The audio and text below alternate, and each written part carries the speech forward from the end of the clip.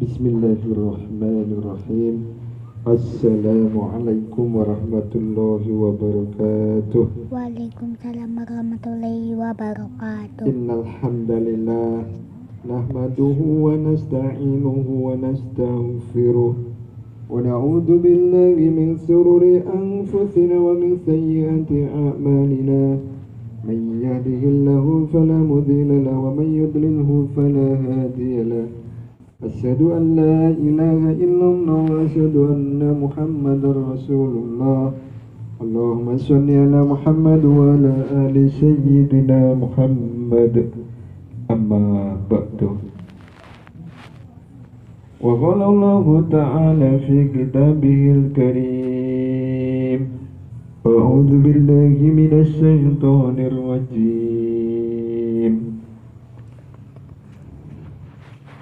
Wal asr innal insana lafi khusrin illa alladhina amanu wa amilus solihati wa tawasaw bil haqq wa tawasaw bis sabr.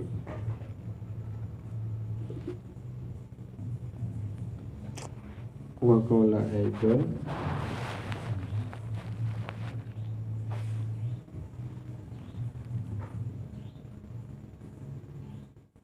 ittaqullaha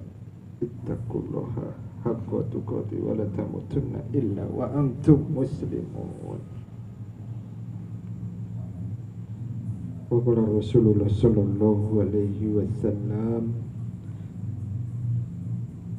kullun ummati yadkhuluna al-jannah illa man aba. Qila wa may ya'ba ya Rasulullah? Wa man ata'ani dakhala al-jannah wa man asani faqad aba. Aw maqala qala Rasulullah sallallahu alaihi wasallam. Alhamdulillahirabbil alamin. Kembali kita bersyukur kepada Allah Subhanahu wa taala karena kita masih diberikan nikmat begitu banyak. Bagaimana kita diberikan nikmatul iman, nikmatul sehat, nikmatul Islam, insyaallah. Maka untuk rasa syukur kita kembali mengadakan taklim rumah. Yang pertama kita baca hadis yang ke-13 tentang keutamaan Al-Quran. Ini malam Jumat nih, harus banyak bikin amalan agama, rugi.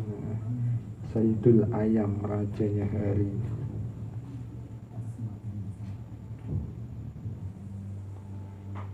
Dari Sayyidina Ali radhiyallahu anhu, baginda Rasulullah sallallahu alaihi wasallam bersabda, barang siapa man sapa wonge engkang membaca Al-Quran, yang membaca Al-Quran dan menghafalnya dan menghalalkan apa yang dihalalkannya serta mengharamkan apa yang diharamkannya, maka Allah Subhanahu wa taala akan memasukkannya ke dalam surga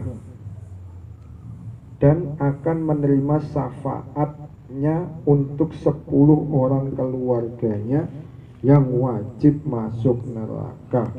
Hadis riwayat Tirmidzi, Ibnu Majah dan juga Darimi.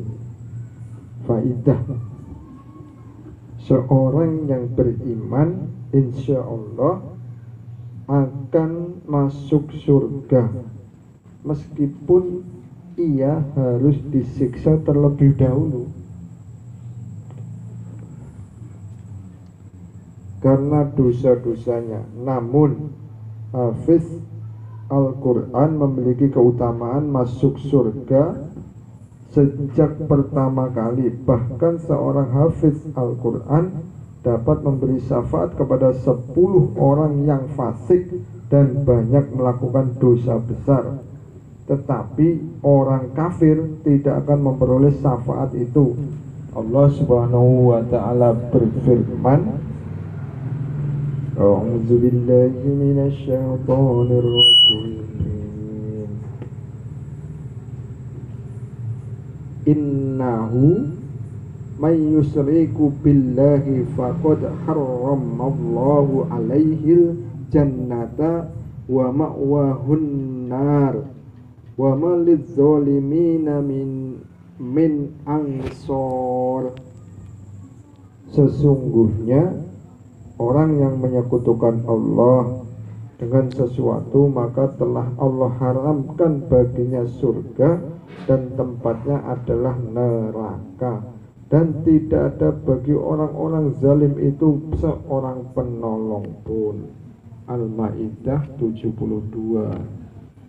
Firman yang lainnya, a'udzubillahi minasyaitonir rajim, maka lin nabiyyi walladzina amanu ayyastaghfiru walil musyrikina walau kanu uli kurba. Tidak sepatutnya bagi Nabi dan orang-orang beriman memintakan ampun kepada Allah untuk orang-orang musyrik, walaupun mereka adalah orang kerabat dekatnya. At-Taubah 113. Dalil-dalil di atas cukup jelas bahwa tidak ada ampunan bagi para musyrikin, sehingga syafaat seorang hafiz hanya terbatas pada kaum muslimin yang wajib masuk neraka karena dosa-dosa mereka. Oleh sebab itu, barang siapa ingin selamat daripada api neraka, jika ia bukan seorang hafiz Al-Quran dan tidak mampu menjadi hafiz Al-Quran, sekurang-kurangnya ia berusaha menjadikan di antara keluarganya atau kerabatnya hafiz Al-Quran, agar ia terjaga dari balasan amal buruknya. Betapa besar nikmat Allah Subhanahu wa taala berikan kepada hamba Syekh Zakaria rahmatullahi penyusun kitab ini, yang ayah paman dari ayah, kakek dari ayah, kakek dari ibu, dan paman dari ibunya semua hafiz Al-Quran. Semoga Allah Subhanahu wa taala senantiasa menambah rahmatnya. Jadi pentingnya fadilah seorang hafiz Al-Quran, bisa memberikan syafaat 10 kerabatnya atau keluarganya, yang padahal keluarganya ini seharusnya masuk neraka karena dosa-dosanya. Masya Allah. Insya Allah hanya jadi hafizah, hanya penghafal Al-Quran. Insya Allah yang kuat dong. Agamanya sungguh-sungguh, kayak orang aina es krim mau, begitu juga agama harus aina hafizah mau, harus lebih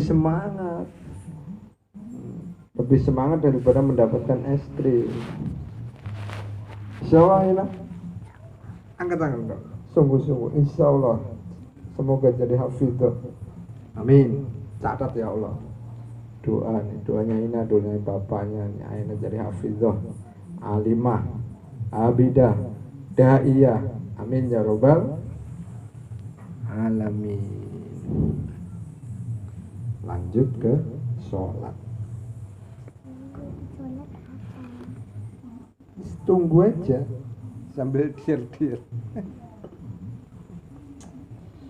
Kemarin bab 40 hadis tentang pentingnya sholat. Kemarin kayaknya baru nyampe 15 ya dibaca, karena udah ngantuk. Kita lanjutkan. Keadaan yang paling disukai oleh Allah Subhanahu wa taala dari hambanya adalah ketika mereka sujud. Hamba itu paling dekat dengan rahmat Allah Subhanahu wa taala ketika sujud. Sholat adalah kunci surga. Jika seseorang berdiri untuk sholat, pintu-pintu surga akan dibuka, dan Allah Subhanahu wa taala akan menyingkapkan hijab antara Allah Subhanahu wa taala dan orang itu selama ia tidak sibuk dengan batuk dan lain-lain. Lanjut hadis yang ke-19-nya, kesimpulannya. Orang yang sedang sholat adalah sedang mengetuk pintu raja di raja. Pasti pintu yang selalu diketuk akan dibuka. Kedudukan sholat di dalam agama seperti kedudukan kepala pada badan. Sholat adalah cahaya hati. Barang siapa ingin hatinya senantiasa bercahaya, maka hendaklah dia sholat. Barang siapa wudhu dengan sempurna, lalu ia sholat 2 rakaat atau 4 rakaat dengan khusyuk wal khudu, baik fardu maupun sunnah, dan dia memohon agar Allah Subhanahu wa taala mengampuninya, maka Allah Subhanahu wa taala akan mengampuninya. Setiap tanah yang di atasnya didirikan sholat untuk mengingat Allah Subhanahu wa taala, tanah itu akan merasa bangga di antara